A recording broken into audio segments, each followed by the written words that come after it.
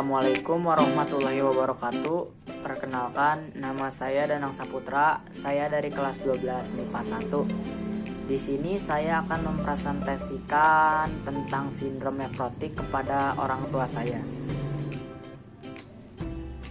Jadi yang pertama di sini saya akan menjelaskan tentang pengertian sindrom nefrotik. Jadi sindrom nefrotik itu adalah kerusakan pada ginjal yang menyebabkan kadar protein dalam tubuh naik, sehingga menyebabkan kebocoran pada bagian ginjal yang berfungsi sebagai menyaring darah atau bisa disebut juga glomerulus. Sindrom nefrotik merupakan salah satu jenis penyakit ginjal pada anak-anak maupun orang dewasa. Kondisi yang menyerang susun urannya ini dapat diobati dengan mengonsumsi obat-obatan yang diberikan oleh dokter.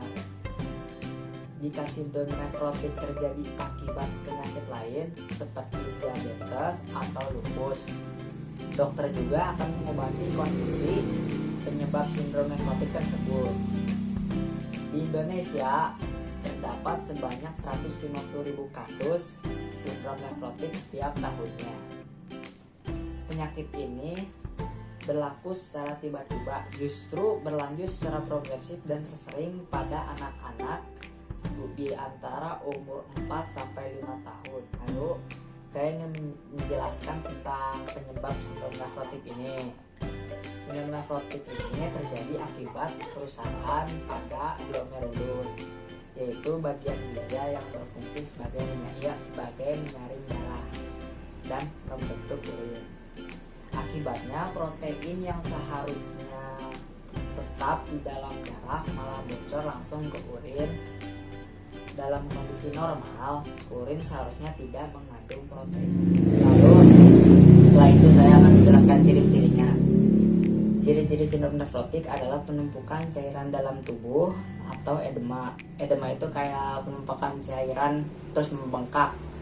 Nah, edema terjadi akibat rendahnya protein dalam darah, sehingga menyebabkan cairan dari dalam pembuluh darah bocor keluar dan menumpuk di jaringan tubuh. Lalu setelah itu saya ingin menjelaskan penderita terhadap sindrom. Bagi penderita, anjuran diet sangat harus diperhatikan. Hal ini dikarenakan asupan sodium yang berlebih dapat memperburuk edema pada sindrom nefrotik. Lalu diagnosa sindrom nefrotik. Diagnosa sindrom nefrotik memerlukan beberapa prosedur, yaitu yang pertama melalui tes urin, yang kedua melalui tes darah, dan yang ketiga melalui biopsi ginjal. Biopsi ginjal itu digunakan untuk mengambil sampel jaringan pada ginjal. Setelah itu ada pengobatan sindrom nefrotik.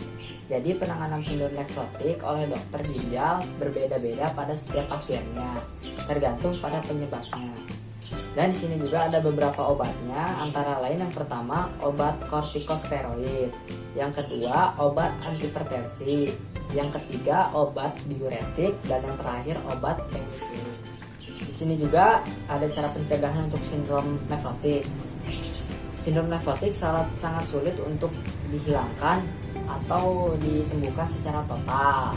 Namun untuk sindrom nefrotik yang muncul akibat penyakit lain, langkah pencegahannya adalah menjalani pengobatan terhadap penyakit tersebut. Misalnya penderita diabetes, jadi diberi obat oleh dokter, yaitu untuk mengontrol gula darah.